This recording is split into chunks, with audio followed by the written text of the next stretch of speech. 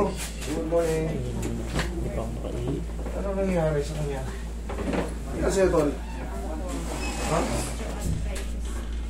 Osteoarthritis po last year na diagnosed. Ito po yung una niyang result. Sige, pasahin ko lahat. Kasi doon din yan. Tutugba rin lahat yan. Ano yan? Wala. Hindi ko namin dala yung plate. Ah, okay. Pero Sige. yung isa po meron. Yung pinaka... Wala na po kasi siyang written. Parang buto sa buto. Ito po. Hindi, Ayun nga eh. ano nga, gusto niya makita. Yung isa meron po. Ayan. Ayan, nakalagay rito. Severe osteoarthritis change bilateral knees. Pati Yan po large yung part. una, yung unang Okay, x-ray. there are osteophytes on the articulating margin, on the femoral and tibial condyle, and the medial joint space are narrow. Okay. Degenerative osteoarthritic change, both knees. Ah, ito. Ayan na po yung Gumewang na pala. nagkaawang na po. Hindi nagkaawang. Itong awang tama to. Ito, siyempre, pag normal lang naman, pag wala tayong knowledge about dito, akala natin ang mali itong awang. Itong awang. Hindi nyo alam, yan ang tama. Ito ang mali. Okay? May explain ko pa sa inyo. Ito naman sa kabila. The same din. May awang, ito wala. Ang tamang tuhod, siyempre, hindi kayo naman dito, wala kayo sa field na to. Ang i-expectin nyo, na maga, kasi muwang, masakit. Dapat yan talaga, parehas may awang. Ganun ang tama. Pag bumaba ang isa dyan, ibig sabihin, nasira na yung ano mo. Tinatawag na meniscus. Pag nasira na yung mag-uumpugan yung buto mo, paano nangyayari yun? Dahil sa osteoarthritis, humihina yung mga ano natin. Humihina yung mga bones natin sa mga surface. Eto, makikita mo yung buto mo, ang daming mga extension na mga ano. Dapat yan, wala yan. Ngayon, ang lalaki ng pumutok. Ngayon yung tinatawag na meniscus, kumalat na yun. Pati yung mga spar na yan. Ngayon,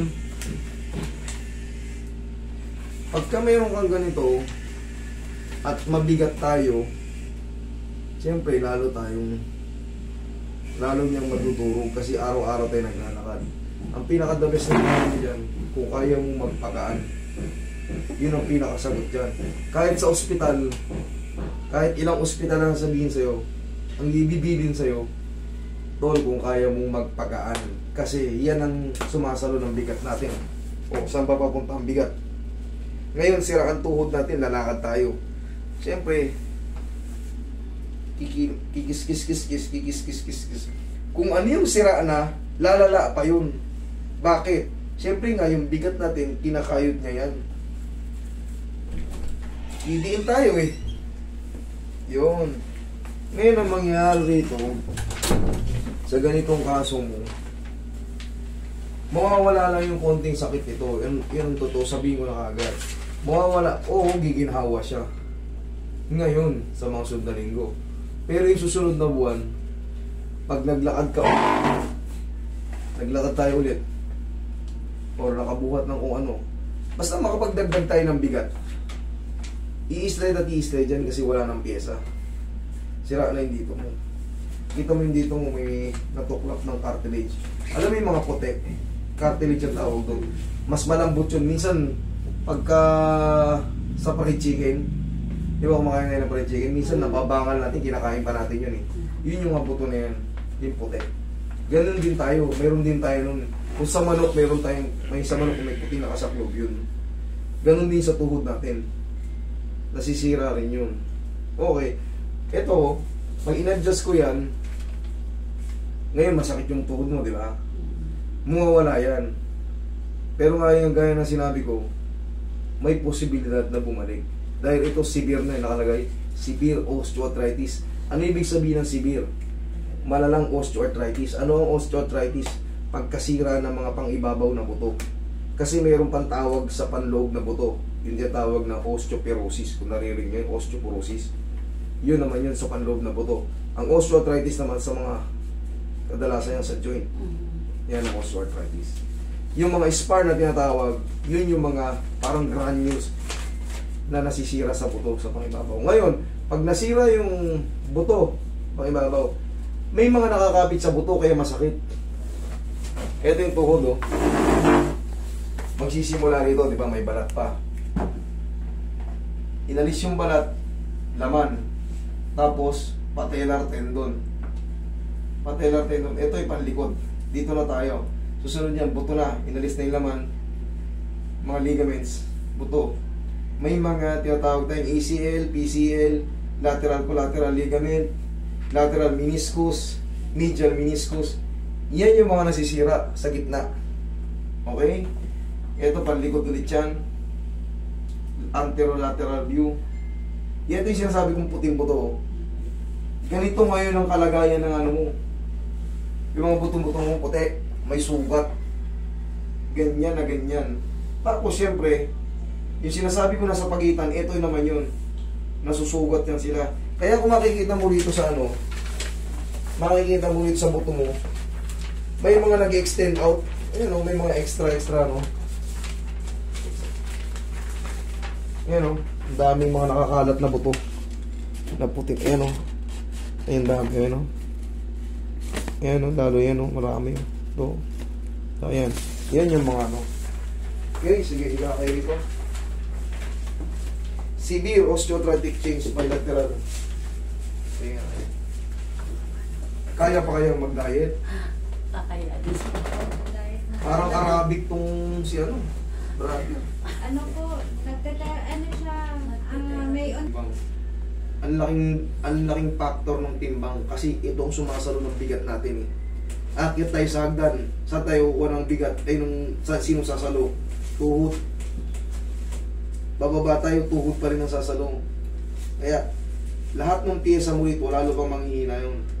Pag wala namang problema kung konti-unti ka makakabawas, hindi naman tayo pwedeng chumop na lang tayo ng basta-basta dyan. Magkano lang tayo lemon water. Tapos bawas muna tayo sa kain. Malakas makapagpababanting mo yung lemon water. Pakuluan mo yung lemon. Hindi ka naman acidic, di ba? Okay. Yung lemon, bumili ka ng lemon, hugasan mo lang yun. Huwag mo nang balatan. Iwain mo lang yun, tigaan mo. Pakuluan mo.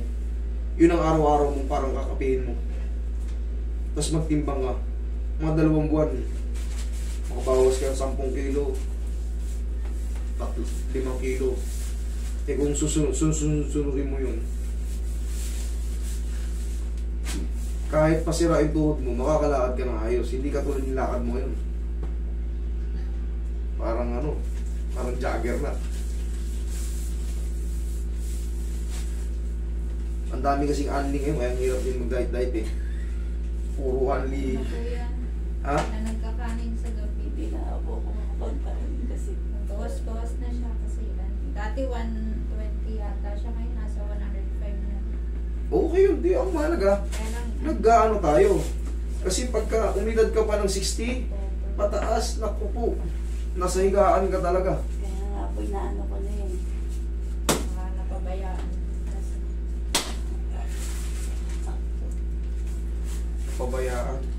Pabayaan sa kusina. Ano bang malakas ang, saan ka bang malakas? Sa mga, nagluto din pa Tagaluto po kasi ako. sa bagay, pagka sa pagka hindi mo napapasin, tigim ka ng tigim, lakas mo at taba. Sa kantin po kasi siya tatrabaho. Ay, lakas mo kasi lahat ng pagkain, talagang masasagupa mo eh.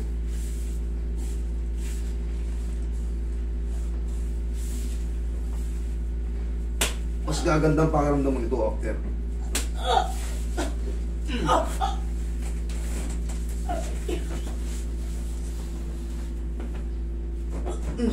Yan, gumalaw. Tsaka magbumili ka ng pasadya na knee support pansamantala.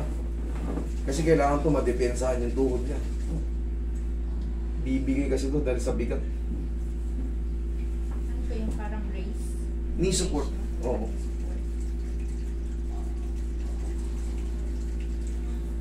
$105 ka ngayon. Yung huli ng timbang niya. Subukan mo yung lemon luya. Lalo sa umaga, ay lemon luya. O pwede rin lagyan mo ng luya.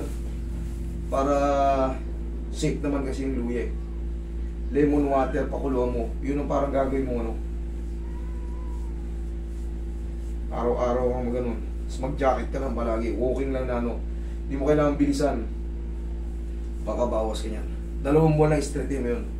Pero kung napasarap ka na, kahit diretso mo na.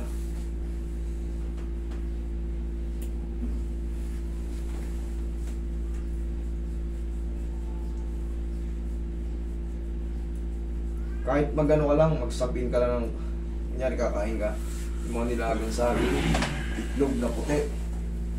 Naman po eh.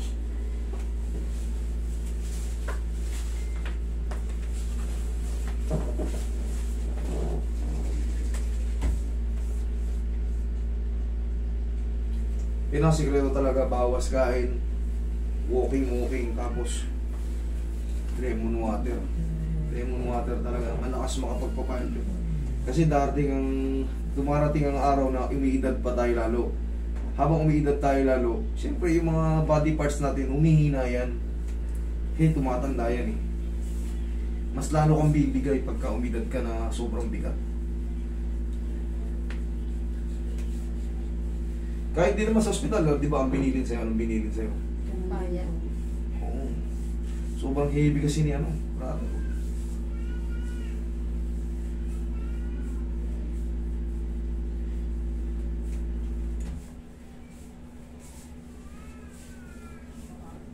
Pag sa kantin talaga, tikim kasi ng tikim dun eh. Tikim, oo. Hindi mo napapansin lahat ng pagkain ng tikma mo.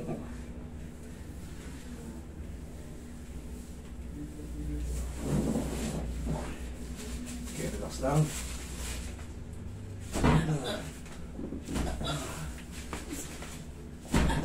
Sarap nun. Oh, testing. Tayo. Sige, lakad. Tama, bilis mo. Oh, angat.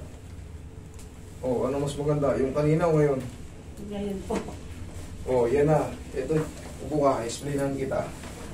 Kita mo, nagbago. Wala masakit. Good. Kunyari, sabihin natin, siyempre, hindi naman instant na yun pagka ano, mangangayaya tayo agad eh. Siyempre, matagal ang proseso. Ngayon, pag nakaupo ka, pag tayo mo, parang pili mo, may sumakit kasi tagal mo nakaupo. Upo ka ulit, ganun mo lang. Ganun ka. Ganun mo. Tigasan mo to. Tigasan mo pataas. Yan. Yan, pag sumasakit. Ganun, kabila. Tigasan mo pataas. Yan lang. Tapos, bumili ka ng panghaplas sa tuhod.